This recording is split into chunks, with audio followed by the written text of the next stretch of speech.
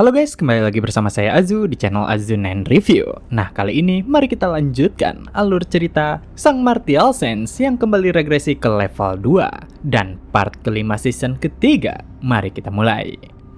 Saat ini, Ha Yeonju menyemangati seluruh anggota timnya dengan mengajak mereka semua untuk menunjukkan kepada dunia jika Korea tidak hanya memiliki Sung Jihan. Mendengar ucapan itu, salah seorang player support berkata jika semangatnya langsung membara saat mendengarnya. Tapi seketika, Yeonju merasa sedikit malu, jadi karenanya ia pun memerintahkan player support tersebut untuk diam. Dengan perasaannya yang seperti itu, maka ia akan kesulitan saat membidik sasarannya. Tapi si player support berkata jika pihak musuh yang perlu diwaspadai hanyalah Jae Gal-hyun saja. Jadi meski tembakan milik kaptennya meleset, itu tidaklah masalah. Di sisi lain, Jae Gal-hyun tersenyum lebar saat menggunakan kemampuan Earth Strike Boulder Cannon miliknya. Melihat serangan itu, Ha Yeonju dan player Korea lainnya merasa sangat terkejut. Karena batu yang sangat besar itu dapat diterbangkan dengan menggunakan kekuatan angin. Menurut Jae Gal-hyun, para player Korea pasti takkan memiliki waktu untuk menghindarinya. Dengan serangan seperti itu, berbagai macam sanjungan disampaikan oleh para penonton yang menyaksikan tayangan tersebut. Kemudian, Jae Gal-hyun memerintahkan para player Cina lainnya untuk membereskan sisanya. Karena saat ini, tempat yang digunakan oleh player musuh telah berhasil ia hancurkan. Mendengar perintah itu, para player Cina pun segera maju dan menyerang ke arah mereka. Ketika salah seorang player Cina mencoba melewati jembatan dan menyerang player Korea yang tengah berjaga, untungnya serangan itu berhasil tertahan oleh sebuah shield sebelum mengenai player Korea. Melihat adanya kesempatan, player Korea segera menyerang balik dengan tinjuannya. Seketika, player support yang sebelumnya bersama Ha Yeonju muncul di belakangnya. Melihat kemunculannya, player Korea tersebut merasa cukup terkejut dan bertanya tentang keadaan kapten mereka. Mendengar pertanyaan itu, player support tersebut berkata jika dirinya sendiri tidak mengetahuinya, karena ia sendiri nyaris tidak dapat menghindari serangan sebelumnya.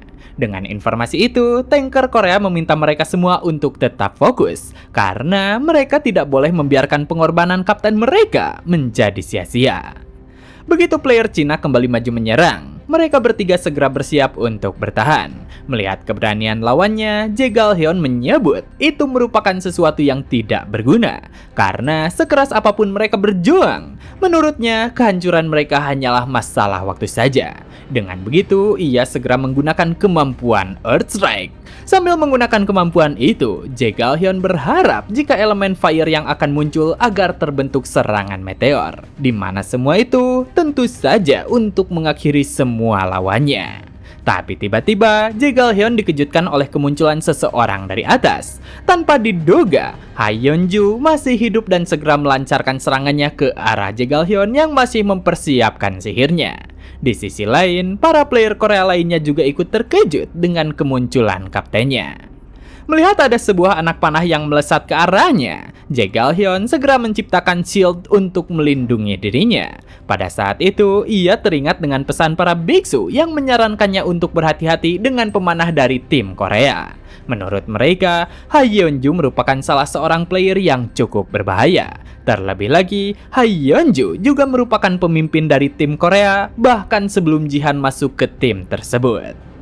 Begitu melihat secara langsung, Jae Gal-hyun sadar jika semua informasi itu memang benar, di mana Ha Yeonju berhasil selamat dari serangan miliknya sebelumnya dan sekarang telah berada tepat di hadapan dirinya. Akan tetapi, Jae Gal-hyun merasa cukup aneh karena pemanah macam apa yang berada di garis depan. Melihat tatapan aneh itu, Yeonju berkata jika seseorang ingin menangkap harimau, maka masuk ke kandangnya merupakan sebuah keharusan. Melihat hal itu, para penonton menjadi sangat bersemangat dan memberikan semangat kepada Ha Yeonju. Sementara itu, di dimensi lain, Jihan masih terus menghadapi serangan dari klon Iryong yang sangat banyak. Meskipun Jihan terus menyingkirkan sangat banyak dari mereka, tapi mereka semua masih terus beregenerasi. Terlebih lagi, karena debuff yang didapatkannya, paling banyak ia hanya bisa membunuh 2 di antaranya.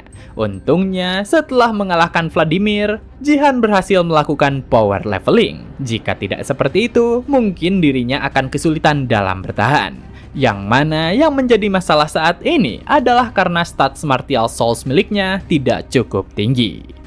Menyadari akan itu, Jihan segera memanggil Ariel untuk melindungi bagian belakangnya. Dengan cepat, Ariel bergerak dan melakukan sesuatu sesuai perintah Jihan. Menurut Ariel, ia akan melakukan hal itu dengan senang hati, karena ia merasa jika kepala Iryong yang botak itu terlalu mengkilap hingga membuat matanya sakit. Melihat Jihan yang memiliki makhluk summon, Iryong merasa jika itu bukanlah suatu masalah, karena ia yakin jika Jihan tidak akan pernah meninggalkan tempat ini. Sementara itu, Jihan dan Ariel terus menghadapi semua klon tersebut, sehingga akhirnya Jihan menyadari jika Ariel tidak terpengaruh oleh formasi itu. Karena itu jugalah Jihan mengira jika ini karena basis kekuatan Ariel bukanlah dari martial arts. Akan tetapi, Ariel mengaku jika stats miliknya juga ikut menurun. Mendengar pengakuan itu, Jihan merasa kebingungan karena dari yang terlihat kekuatan Ariel masih sangat berdampak di sana. Melihat Jihan yang kebingungan, Ariel pun menyebut jika mungkin saja itu karena perbedaan ras, di mana ras Dark Elf memang memiliki kemampuan yang langsung dapat digunakan sejak awal. Dengan begitu, ia hanya perlu menggunakan kekuatan miliknya sendiri. Mendengar semua penjelasan dari Ariel, Jihan menyadari jika Nameless Divine Art sudah bukan merupakan skill berbasis gift. Selama ini, Jihan merasa jika dirinya dibutakan oleh kekuatan besar dari stats Martial Soul. Sehingga, apa yang dirinya lakukan hanyalah sekedar mengayunkan kekuatannya secara kasar. Dan untuk mendapatkan teknik martial arts miliknya sendiri, maka Jihan harus mencoba untuk kembali ke dasar dan fokus pada bentuk-bentuk dari bela diri. Hal itu persis seperti dahulu, di mana ia harus memahami dan menerapkan prinsip-prinsip dari bela diri itu sendiri, karena status hanyalah sekumpulan angka.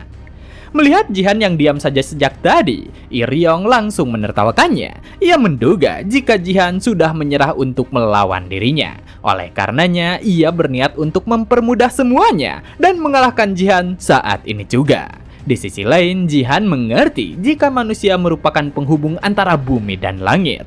Ketika ia menguasai teknik bela diri dari Three Talents, pada saat itu langit pun tidak bisa menutupinya. Bahkan Gunung Tai juga berada di bawah kakinya.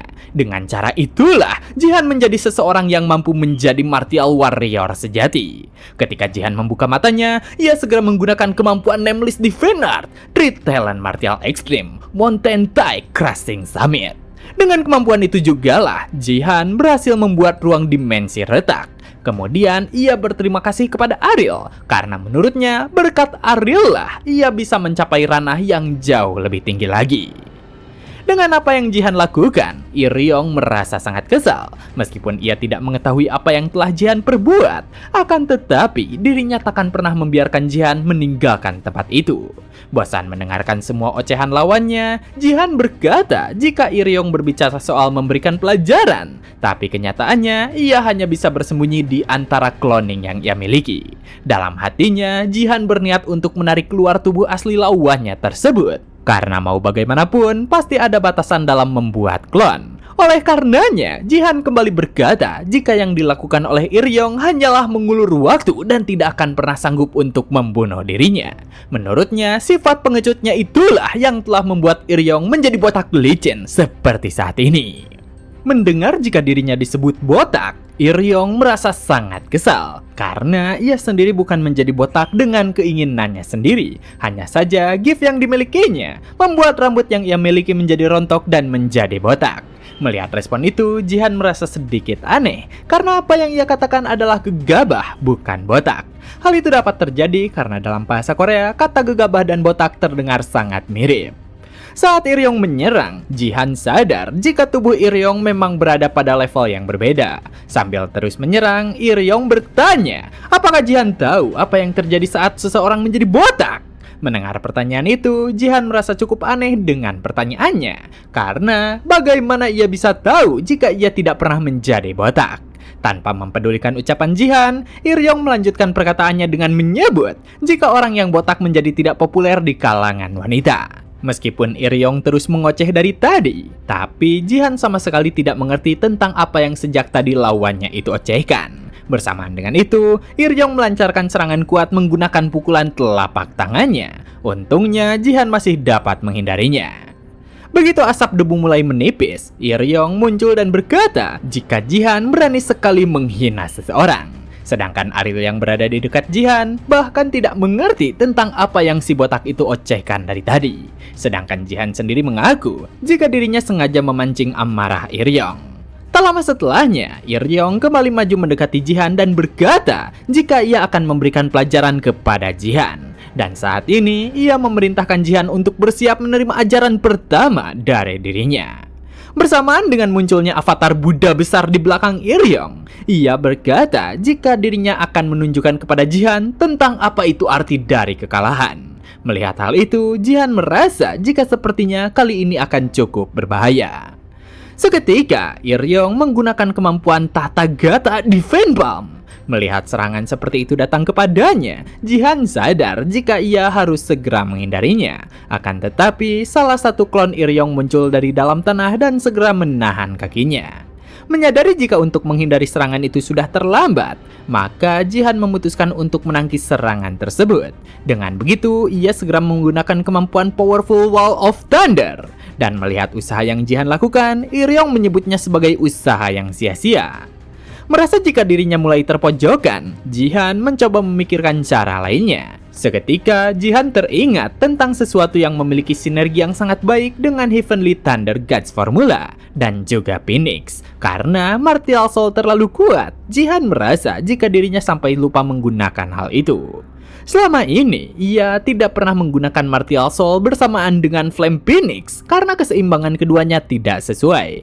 Tapi karena saat ini stats Martial Souls miliknya telah dikurangi, jadi seharusnya itu sudah sebanding dengan kemampuan Flame Phoenix. Dengan begitu, saat ini dirinya pasti bisa menggabungkan keduanya. Sesuai dengan apa yang Jihan perkirakan, saat ini Thunder God Formula telah berhasil bergabung sempurna dengan Flame Phoenix. Dengan begitu, Jihan segera melancarkan serangan barunya, Powerful Wall of Thunder X Flame Phoenix Blazing Red Lightning, yang mana teknik itu bernama Heavenly Thunder Phoenix Flame. Dan dengan kekuatan itu jugalah akhirnya kedua serangan mereka berbenturan, di mana tercipta ledakan yang sangat besar di dalam dimensi terpisah itu. Sementara itu, di luar dimensi, player support tim Korea masih berusaha sekuat tenaga untuk menahan serangan tim Cina yang berniat untuk menghancurkan kristal mereka. Melihat anggota timnya mengalami kesulitan, Hayeonju merasa jika dirinya harus segera membantu mereka. Oleh karenanya, untuk saat ini ia tidak bisa mengatasi Jagalhyun sampai selesai. Sementara itu, Jagalhyun merasa kesulitan saat melawan Hayeonju. Dengan pergerakan Hayeonju yang terus bergerak kemana-mana, ia merasa jika kemampuan lawannya itu bukan hanya tembakan tajam.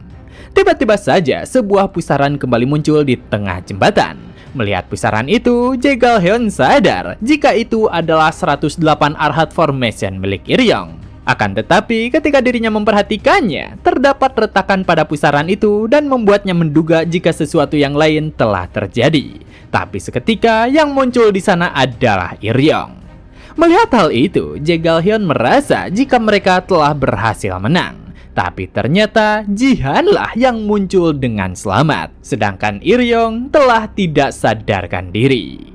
Dengan kemunculannya itu, bersamaan dengan kemunculan Jihan, kolom komentar penonton langsung dipenuhi oleh berbagai macam pujian kepada dirinya. Sedangkan para player support Korea yang sudah mulai pasrah, mereka sangat terharu atas kemunculan Jihan tersebut.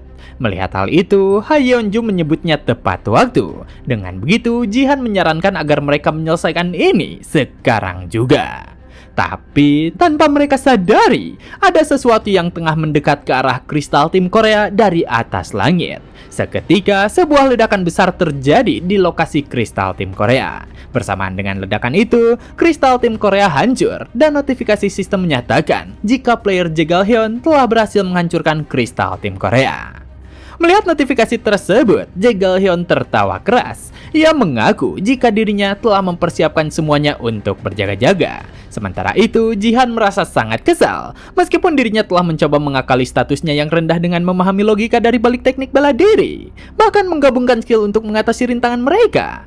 Tapi, tetap saja game kali ini mereka telah kalah. Dimana karenanya, Jihan sadar jika saat ini bukan waktu yang tepat untuk bersikap arogan. Jadi ia bertekad jika dirinya harus menjadi lebih kuat lagi daripada saat ini. Dan begitulah part kali ini telah selesai. Jangan lupa like jika kalian suka dengan konten yang kami bawakan. Serta terima kasih banyak kepada kalian semua yang telah menonton video kali ini. Saya Azu dan sampai jumpa kembali di video berikutnya.